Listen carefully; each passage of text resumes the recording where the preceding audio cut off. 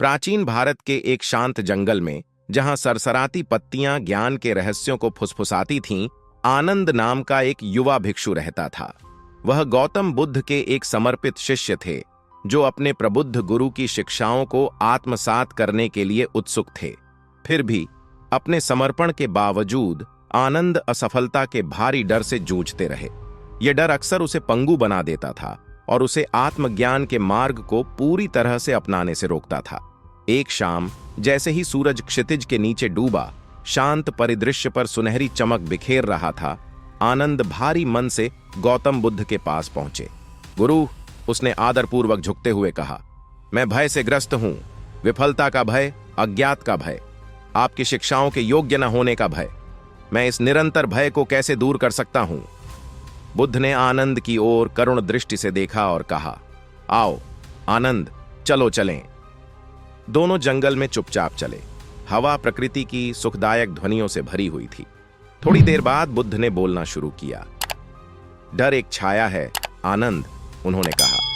यह मन द्वारा बनाया गया एक भ्रम है, एक बाधा है, जो आपके और आपकी वास्तविक क्षमता के बीच खड़ी है।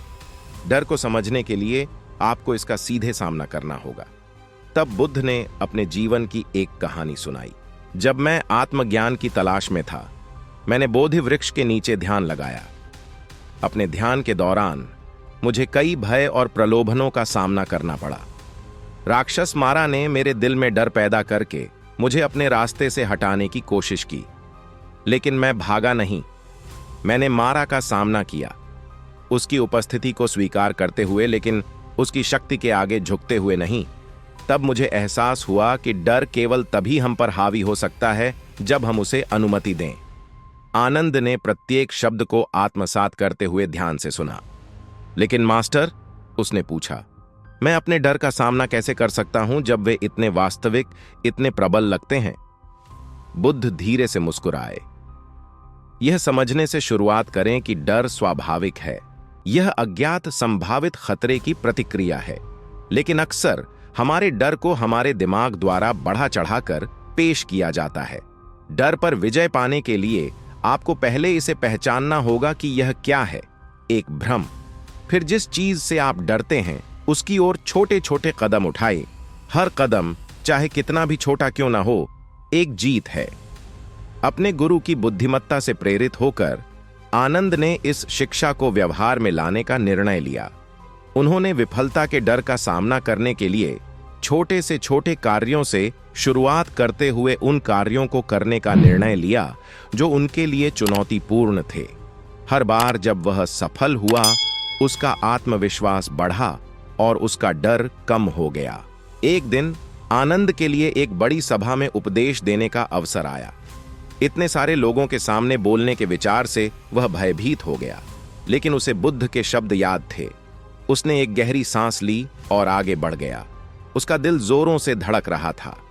जैसे ही वह बोला, उसने महसूस किया कि डर धीरे धीरे दूर हो गया।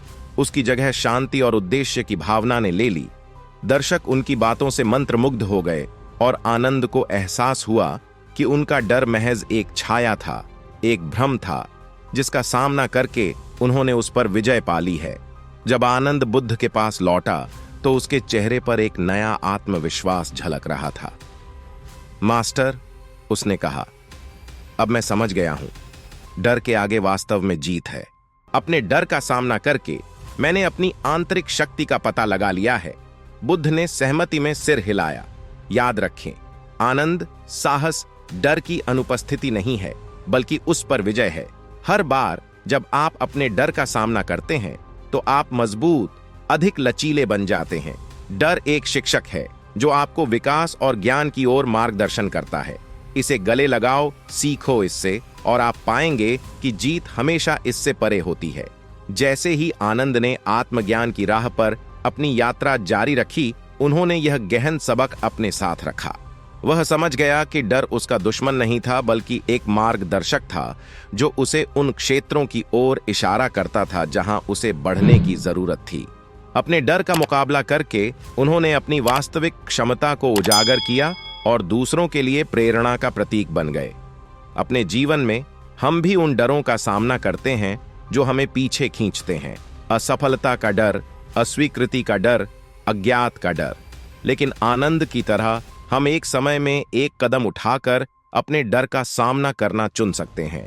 प्रत्येक छोटी जीत हमारा आत्मविश्वास बढ़ाती है, हमें बड़ी उपलब्धियों की ओर ले जाती है।